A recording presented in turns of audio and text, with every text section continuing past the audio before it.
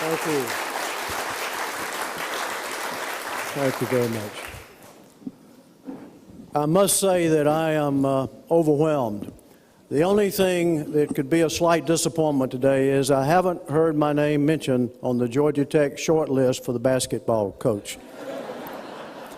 But maybe the day isn't over yet, President Peterson.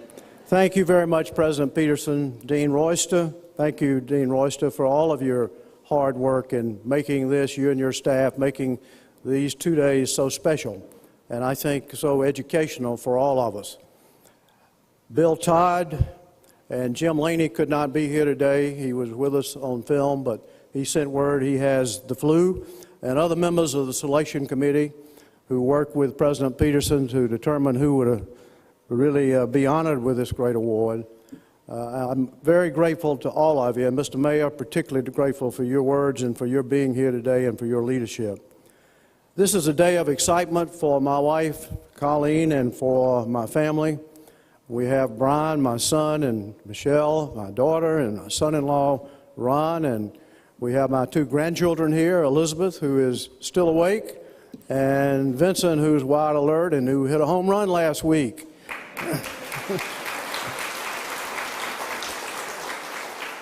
And my sister Betty and brother-in-law Gene and all of their wonderful family. So it's a very special time for all of us. There's an old saying that nothing is impossible for the man who doesn't have to do it himself, which brings up Colleen. Colleen has been a full partner and an inspiration in whatever degree of courage or wisdom I have been able to muster over the years. I thank her. And I must say, Mr. President and Dean Royster, that I think she should fully share this honor, with the possible exception of the monetary part of it. So, as we celebrate Ivan Allen Jr.'s 100th birthday, we had a very special person who was supposed to be here today, and my cousin Robert Jennings and Betty Jennings will take this word back to her, but Leslie Smithgall could not be here today, but Leslie is celebrating her 100th birthday on April 1st, and the Smithgalls had a great deal to do with the creation of the Ivan Allen College. So Robert and Betty, if you'll go back to Gainesville and tell Leslie that we recognized her in absentia and wish her a very happy 100th birthday. You know, several months ago, before I was selected as the first recipient of this award, Tom Glenn briefed me on his vision for the Ivan Allen Jr. Social Courage Award and his hope that this award could inspire others to rise to the Ivan Allen example of courageous leadership.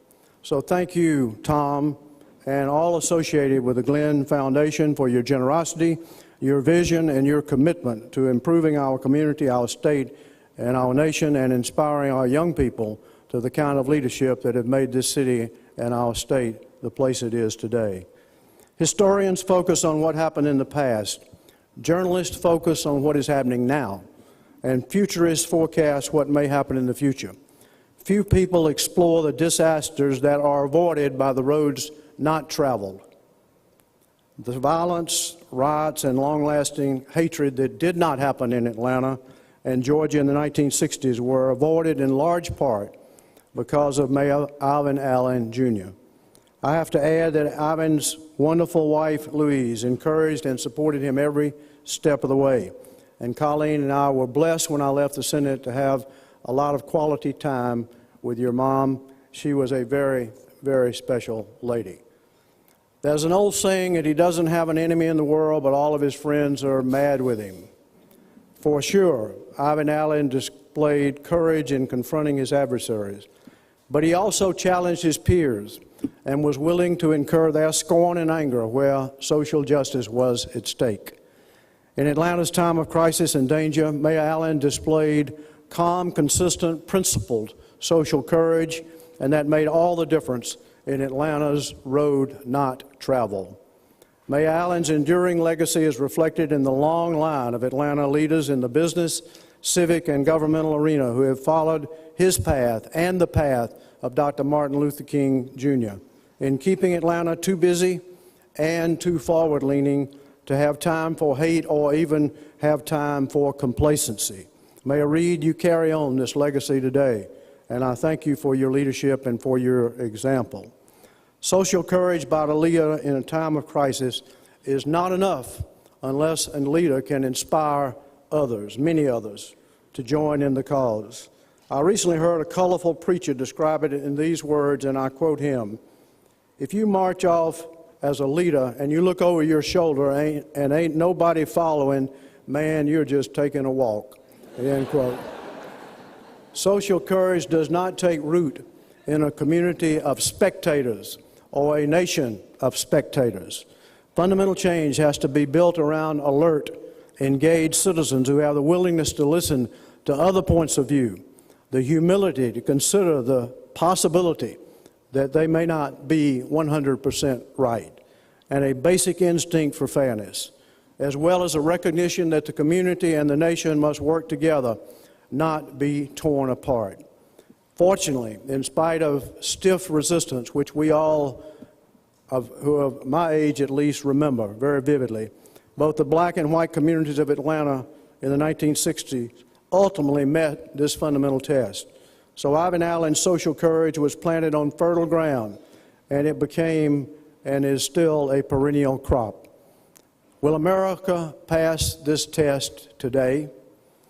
Though we continue to lead the world in most measurements, our nation must make, in my view, fundamental changes if we're going to continue to prosper and continue to lead.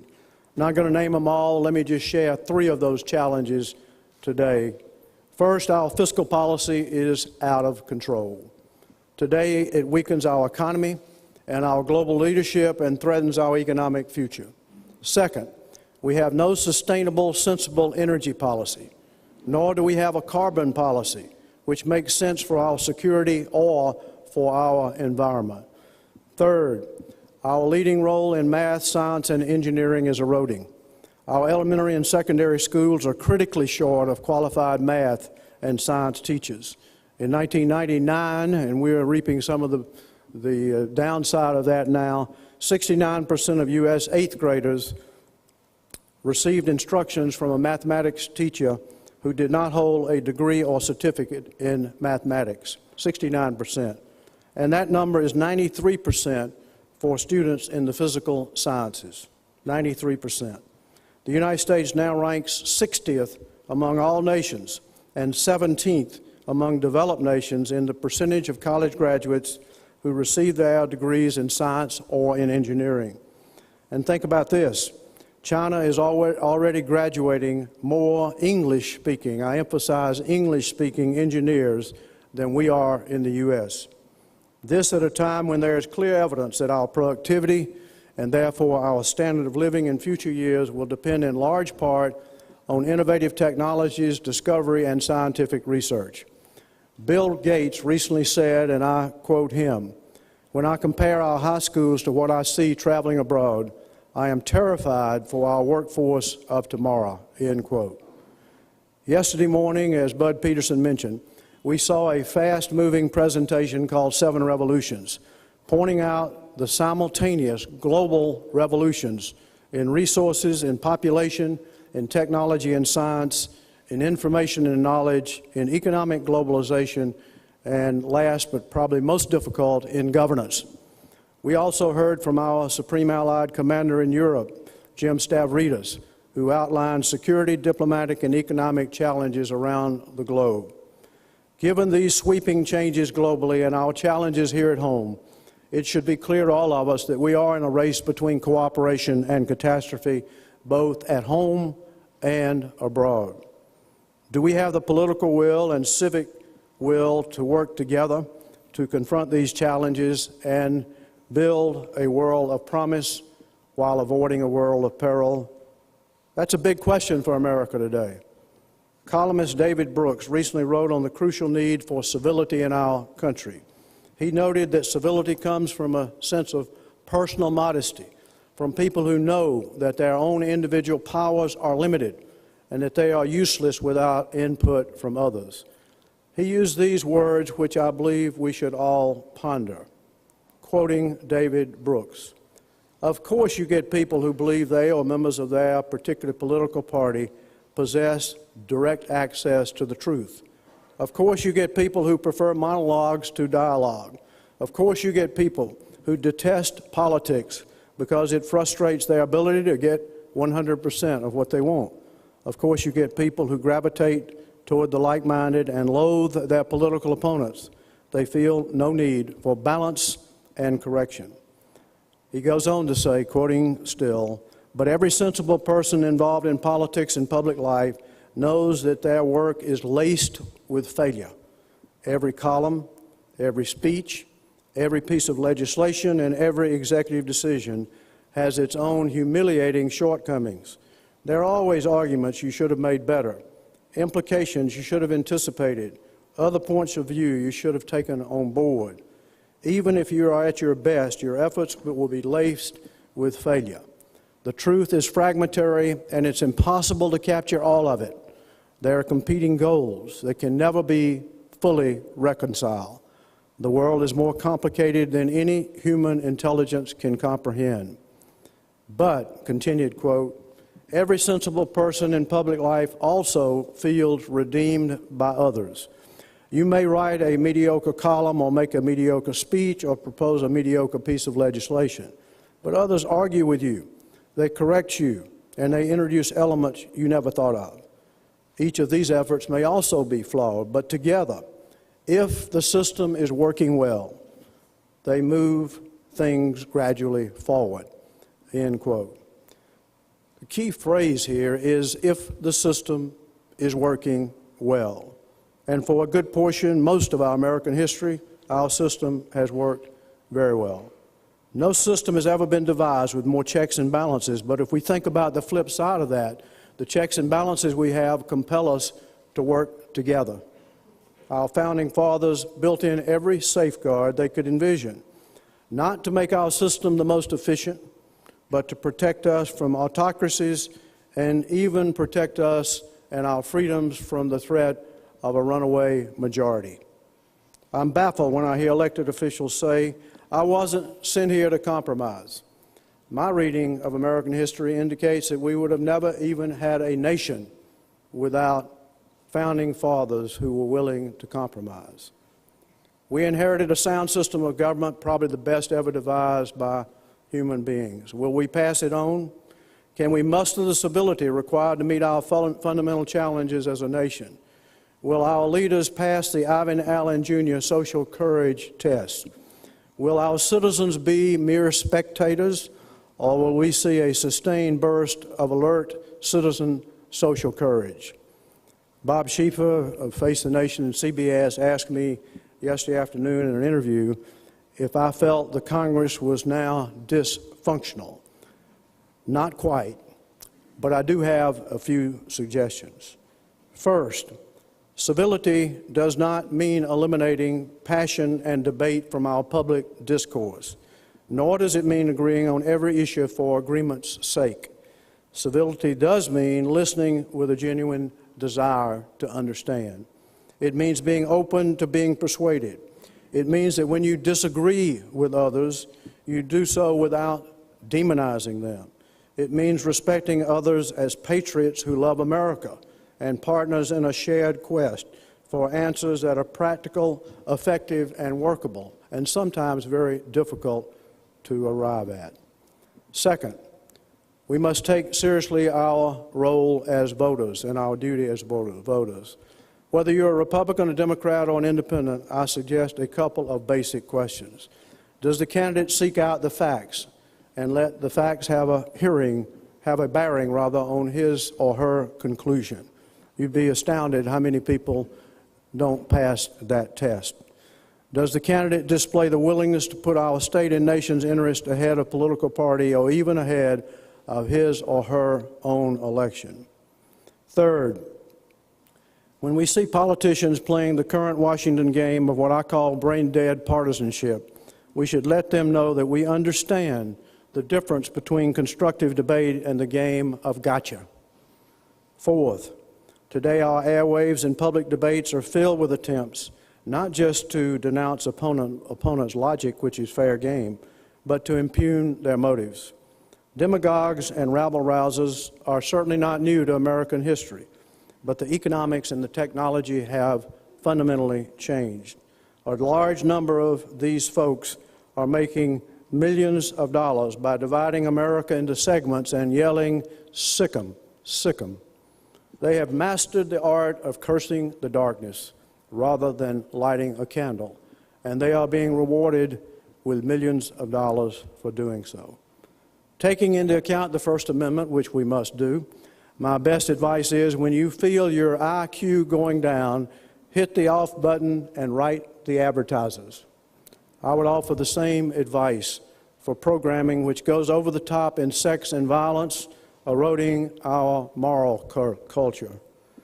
Finally, if you're on the far right or the far left and know that you are 100% right, you can ignore my advice because your views are already well represented by the activists and in the Congress of our country.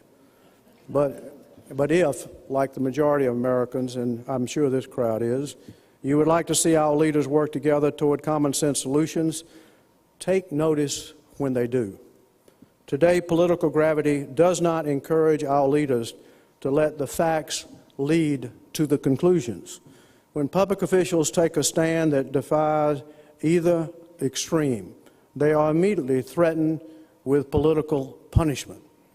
Let me suggest a few action items for citizens of Georgia.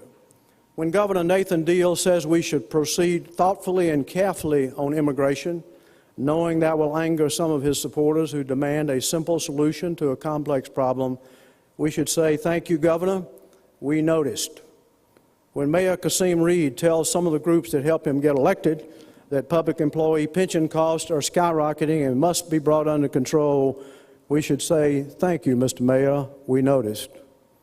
When Senator Johnny Isakson crosses his party leaders and votes for a new arms control agreement with Russia, containing the only verification provisions that exist between the two nuclear superpowers that can destroy God's universe while we're having lunch, we should say, "Thank you, Senator, we noticed."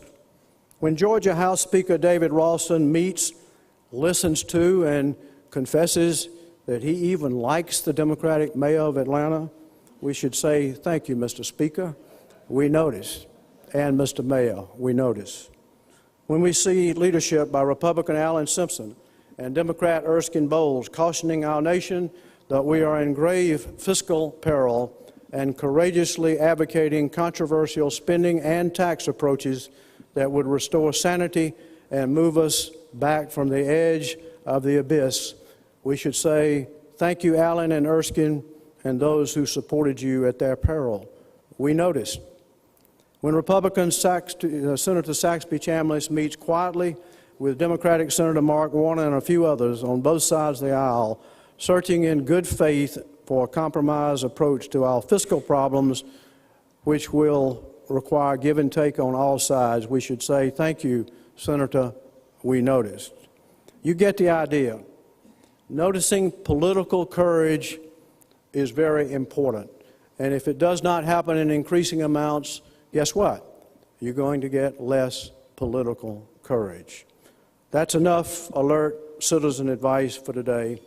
Back to this wonderful award and closing my thoughts. There's always the danger that in recognizing one individual for social courage, we give the younger generation the impression that this person is an eagle soaring alone. Not so. Whatever I have achieved in my years of public service and beyond have been the product of listening and working with others, often a Republican partner. This was true with the Nunn legislation on nuclear, chemical, and biological weapons. It was true with the Goldwater-Nichols legislation in reorganizing the U.S. military. It was true with the Coyne-Nunn legislation creating our Special Forces Command. It was true with the Nunn-Water legislation on volunteer force initiative. It was true with the Nunn-Domenici legislation to totally rewrite the U.S. tax code, which never became law and needs revisiting today. It was also true of the Nunn or the Aspen-Nunn legislation on curbing the growth of entitlement programs in the U.S. military, most of which has now been repealed, that also must be revisited if we are to regain fiscal sanity. It remains true today where I'm working daily with George Shultz, Bill Perry, and Henry Kissinger to make nuclear weapons less relevant and to reduce nuclear risk. It would also be a mistake for young people to believe that social courage happens on the spur of the moment, a spontaneous threat that saves the day. It doesn't really happen that way, in my view.